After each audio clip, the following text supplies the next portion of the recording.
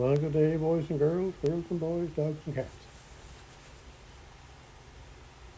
And today, on the old garden tractors and firewood, we're going to do a little bit of work on the Case 446 Snowcaster on the front of the tractor. Just some adjustment, and I'm going to show you how I think I'm going to do it. And I'm sure there's other people that may do it better than me. It's just the way I do it. And a couple other things that I'm going to talk about on the throwers. So I got to move the tractors, take both the Case and the MF14 out and turn them around and drive them back in. So I have the Case tractor here, so, and pointed in so I can work on it. All right, quick turnaround here.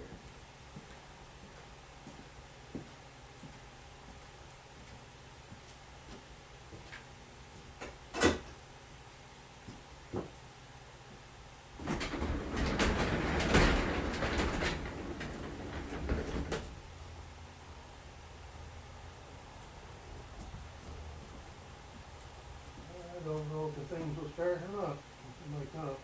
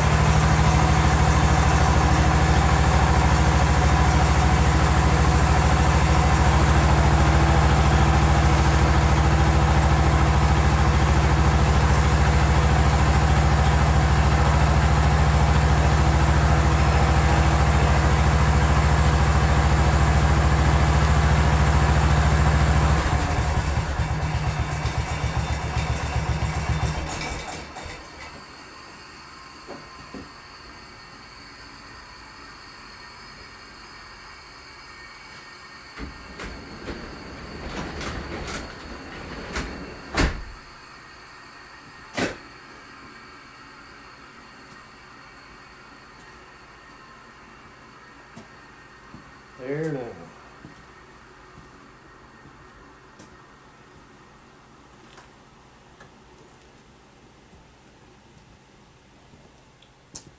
Now, what do we need? The studio light.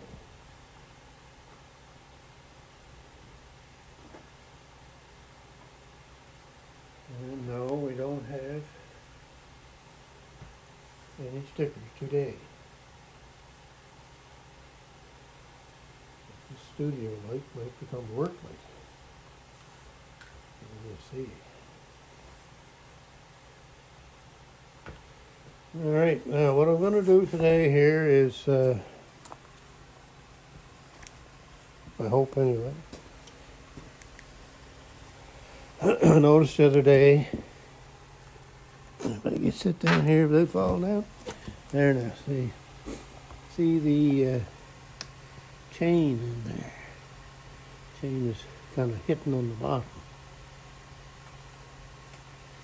So I want to, and it's kind of grouped down in there too, if you can see that. I'll get a little closer maybe. Again. Okay. Now she's drooped down a little bit. And she's dragging on the bottom.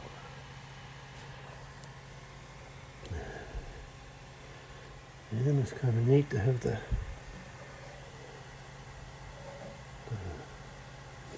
link that you separated is right there. Although I don't think I need that. So, I gotta get that tightened up some, I guess. But, that's what I'm looking at. And the way you tighten it up on these. Get my studio light to work here.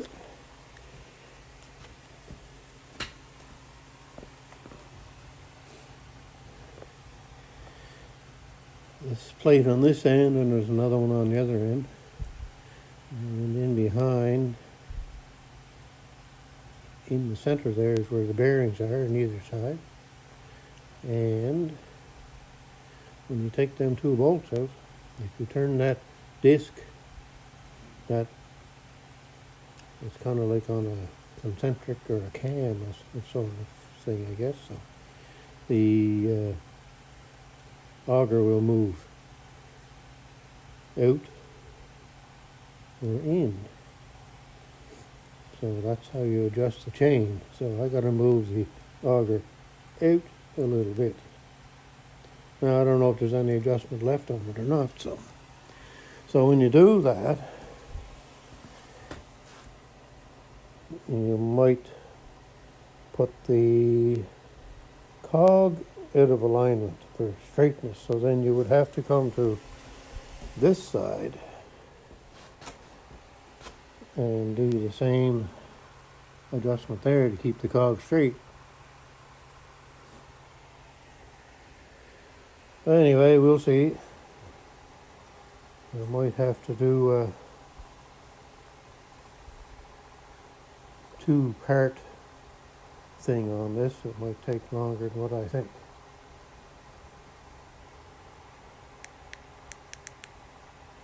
Anyway, that's what's going to go on here today. And if it won't tighten up, well then that means I got to either shorten the chain or get new chain.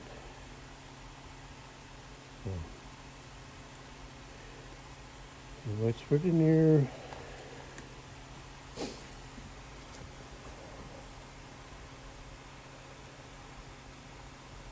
getting on to almost dinner time, so I'm going to shut this off here and I'm going to go have a little bite to eat, and then I'll come back and see what happens here. Like I say, I'm going to try to adjust the chain, and then I'm going to show you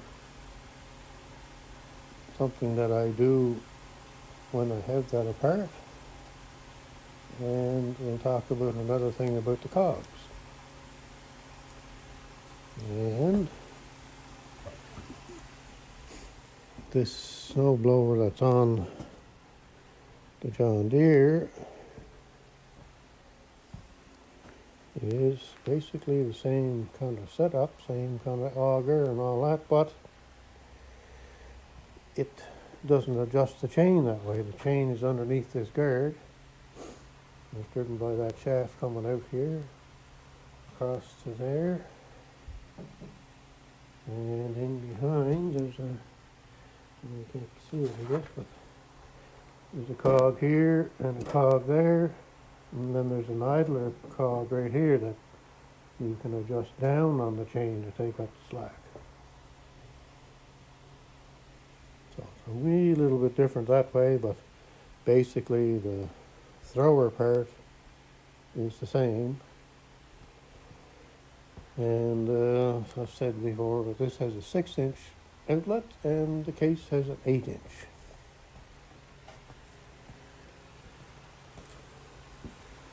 And I think that's why it doesn't throw that far. It doesn't throw too bad, you know, but I mean, it doesn't throw as far as the John Deere does.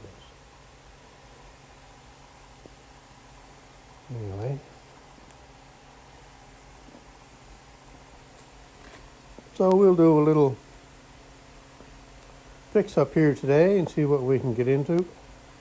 And we'll talk about a few things about cogs, and there's a way to lubricate that auger on the ends there with the bearings. So. All right, that's what we're going to stop at for now. And I'll go have some dinner, and while I'm at dinner you could look at all these nice channels. They're dandies. Few of them on there this morning. Kenny was on with that open air adventure. He had a, well, it might have been posted last night, but I seen it this morning. But anyway, he had a chainsaw service school there, so that was pretty good. And Rick Outdoors. Well, if you want to see some big wood split, holy cats, the piece of head on there this morning must have been 3 feet across. Big wood. There now. Nice channels. All right, so I'm going to quit. And like I say, this might be or it might not be a 2-part video. So well, let's say we'll call this one part 1 just for fun. All right, I'll be back in a little bit. All right, we're back from dinner. Hopefully you were watching all the nice channels that I showed you there. And we'll see what we can do here. I don't know where to set this up for camera-wise, but anyway. So what goes on here on these Case Snowcasters,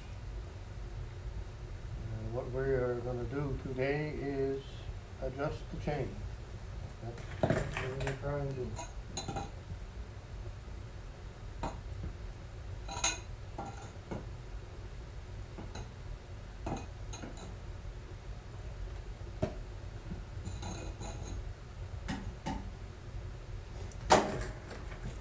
Chain right here, and it's not open.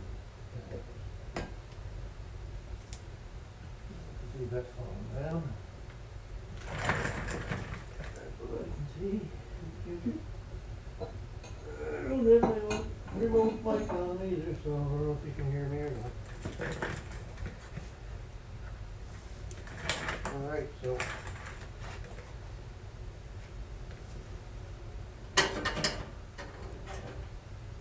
fairly loose. So we'll see what happens here. Now,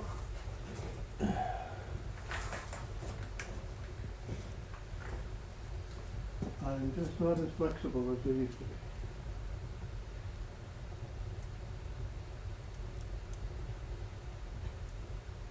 So things are getting more difficult as a person gets older. That is for sure. So, I guess I better take you over here. I'll show you this and see if I can get you back over here afterwards. So, in here,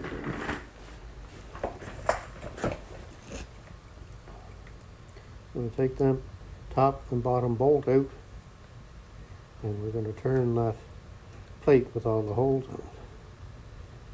And it should move ahead or back, and that's what we're going to do to try and adjust the chain.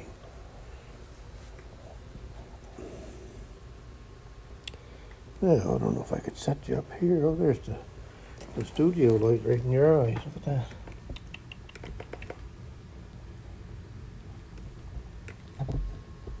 Well, that's not going to be any good, I guess.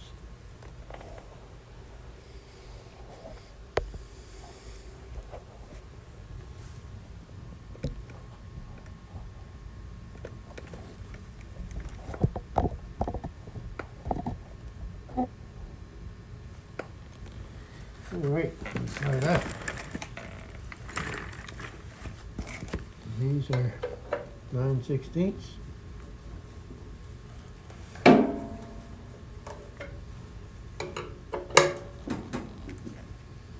Now, I did this blower paint job. I had it all apart.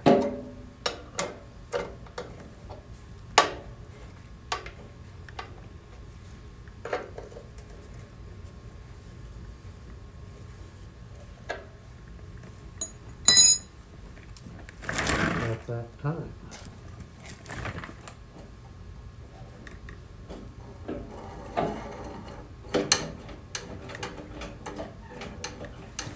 So it should come apart reasonably good.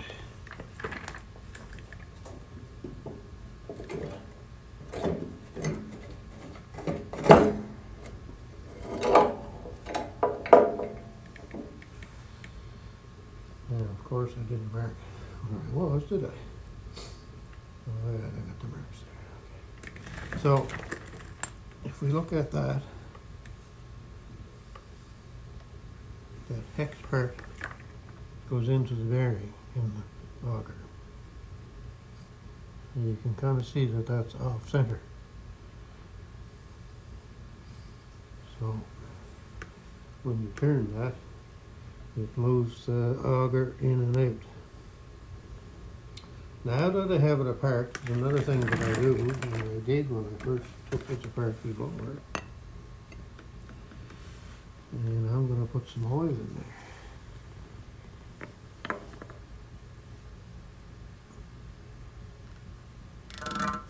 And today's oil of choice is bar oil for your chainsaw.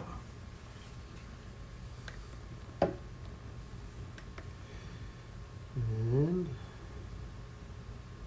what that does is going to keep things lubricated. Now the other thing I'm going to do is I'm going to spray some oil down the tube. Use whatever kind of oil you like, I guess.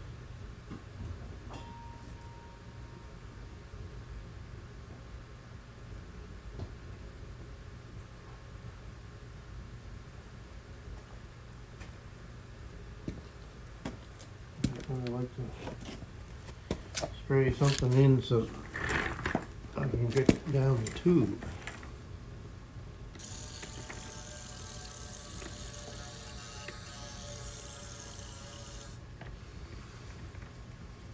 All I use is just a red rust check. So now that tube out there, I'll show you that after. I had to clean this one out because it was kind of full of some rust and stuff. So they rust out from the inside out. So if they get real rusty, then what can happen if you hit something real hard with that auger, it can bend that tube. And you're into big trouble, see? Big trouble. Now, I wonder which way that was. That way.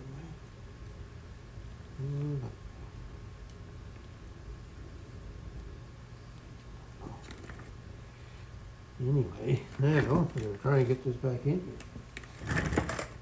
Because now we're going to lift up the auger.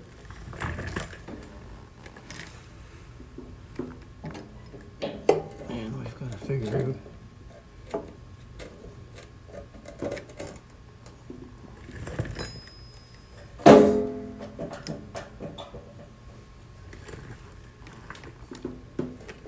where we want to have the bolts at.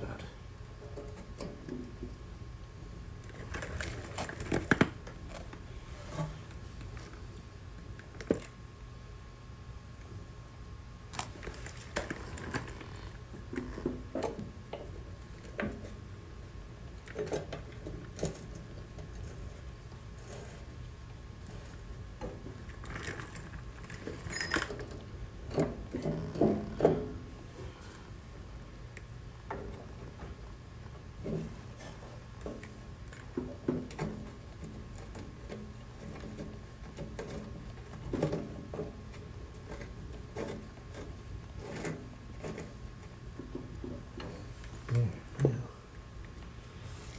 how does that work?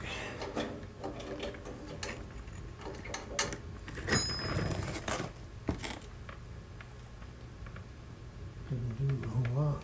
So, what are we going to do here? Alright, so you kind of get the gist of what I'm trying to do there. I'll just kind of shut this off for now. And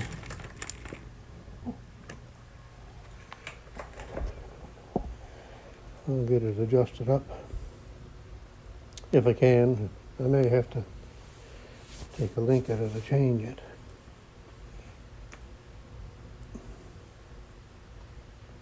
Anyway, that's basically what you do. You just turn that thing to adjust the auger ahead or back. And then we'll have to go to the other side and do the same thing. All right, I'll get you back in a few minutes. All right, so we got her tightened up a little bit here. Let's say someday I'm going to have to replace the chain or just take a link out of it. So I moved the two holes basically. You can see that's the hole there and there that I was in, so I turned it counterclockwise to get this center part out further, which takes the auger out, which tightens up the chain. Now, the chain's not singing tight by any means, but it's better. Still has some movement. You don't want it up tight anyway. You want about a half an inch of push on it, one way or the other, up or down, but it's not hitting the bottom of the blower anymore. So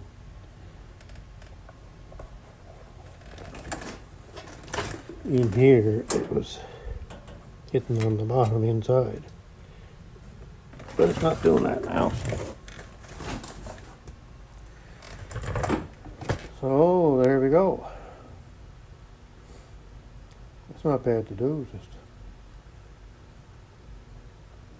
And I'll take the other end off. It's the same thing on the other end, but just doesn't have the chain there, that's all. You just move it ahead or back. Now, there's some things about these. Some case people say that you got to have the auger as close to the back of the bucket as possible to make it throw further. I don't really see how that would do anything, but that's what they claim, so. But I don't worry about that, so. I don't think that would make any difference in my thinking, but my thinking is not the same as everybody else's thinking, I guess. So anyway, I don't worry about that, like they say, and I don't think it's anywhere in the manual. If you looked up on the Case Snowcaster manual, it wouldn't say anything about having to have it as close as can be to the back of the bucket to make it throw further. It just basically tells you how to adjust the chain for tension. So.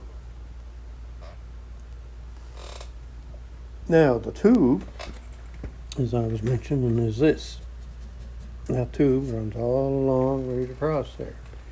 So all your auger blades are hooked to that.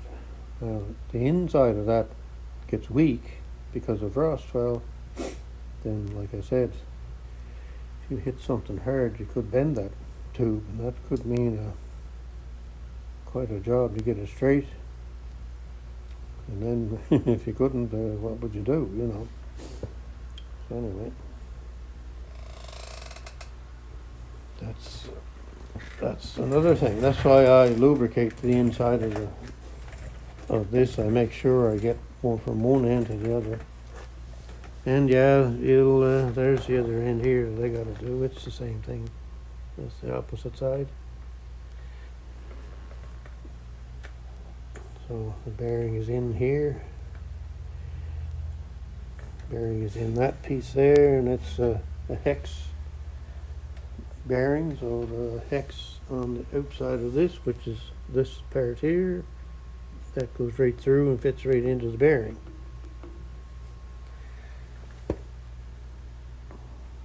So it's pretty simple system really. It's a lot more simple than the John Deere.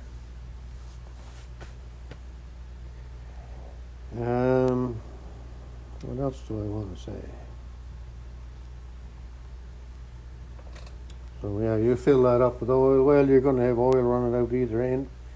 Depends on how level it is. If it's not level, it might run out one end. But anyway, that's the way that is. It's, you know then that the bearings are getting lubricated. So, and the inside of the tube is all lubricated because it's got to go from one side to the other. And when it's spinning, it would be spinning it all around the inside of the tube. So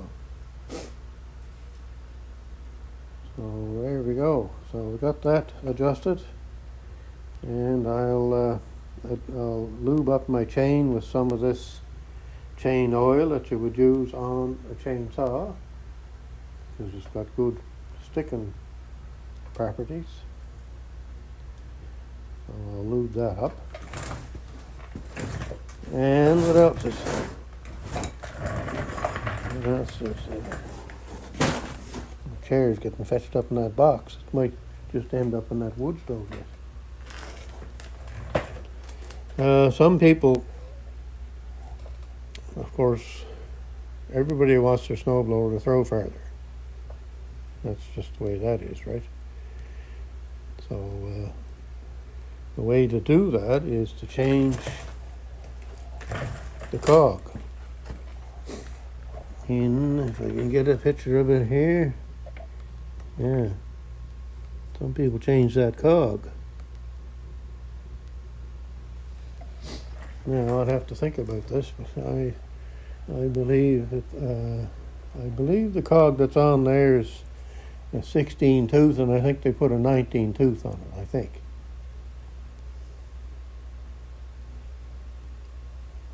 I can't remember for sure.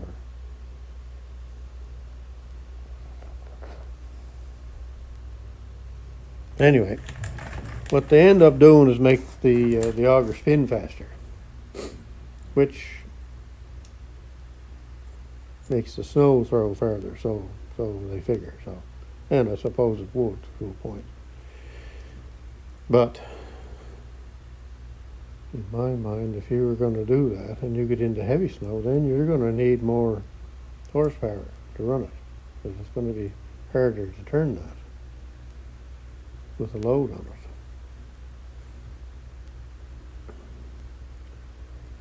So my advice is just to leave it alone. If it only throws so far, well then that's just how far it goes.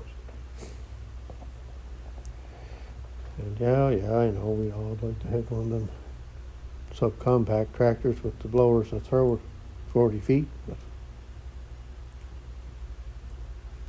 some of us don't have that. So for my driveway, sometimes I have to blow the snow 2 to 3 times to get it off of the driveway into the woods. But anyway, like I say, that's just the way it is. Oh, excuse me.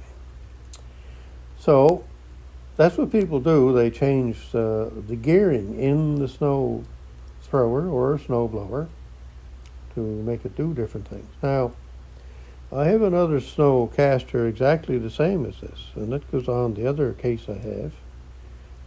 And I found that it wouldn't blow snow worth 2 cents. If you did any kind of snow, the thing would just slow the engine down, and the throwing distance would basically come to nil, and everything would just slow down. So I got looking at that, and I figured that I got to do something with the blower. So I slowed the blower auger down, and now it works great. Engine RPM stays up, auger speed stays up, throws it where I want it to throw it. I changed the pulley down in there, that pulley size.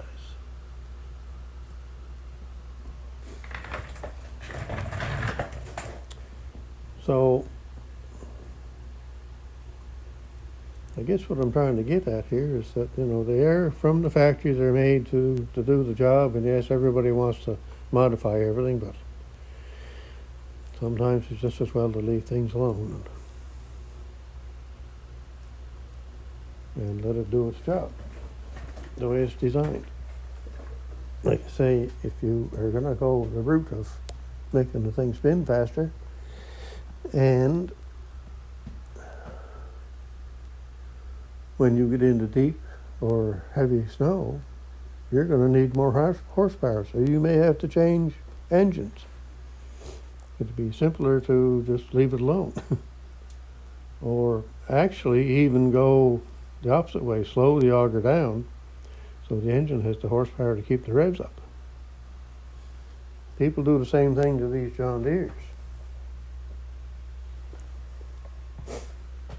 They change this cog. I forget now what the cog, I think it's I think they go from a 49 tooth to a 38 tooth, I think that's how it goes. Anyway, they speed up the auger somehow, but I know with this one, like if you sped up the auger in this one, you wouldn't have enough power to run it. Anyway, so there's my theories for today, I guess, on snow throwers. I still gotta do this side over here. I gotta just take the end off, squirt the oil in, and maybe adjust it out a bit.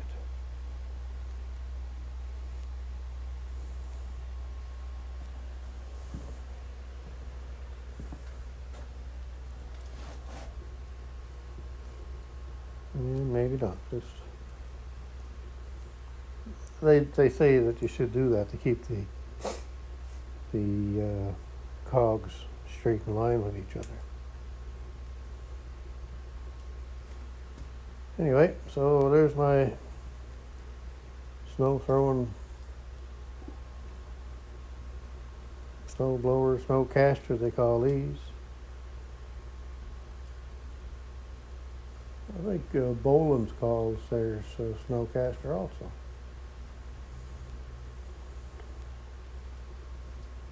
Anyway, I think that's about all I can tell you. Like I say, these are fairly simple system on these, and I haven't had any troubles with anything really. The belt I'm using is just an aftermarket belt, and you talk to the Case fellas, oh no, you got to have an OEM belt. Well, yeah, I guess you could, I guess. But it's just a belt I got at Princess Auto, and it's been on there for, this will be its 3rd season. So anyway, and there's the belt routing system. Gives you that too.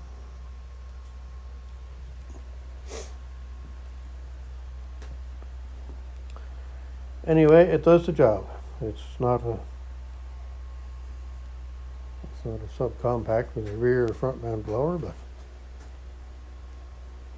it does the job for me. So,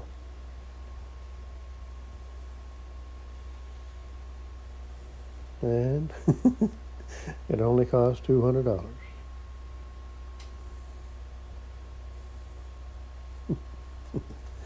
Anyway, I'm babbling and going on foolish like I shouldn't be, I guess so. I guess that's going to be today's video. I guess there's not going to be a part 2.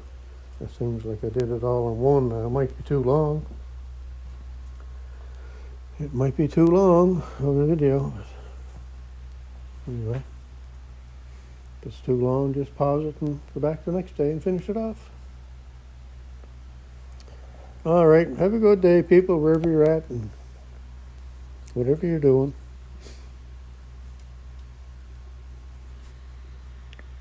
Goodbye.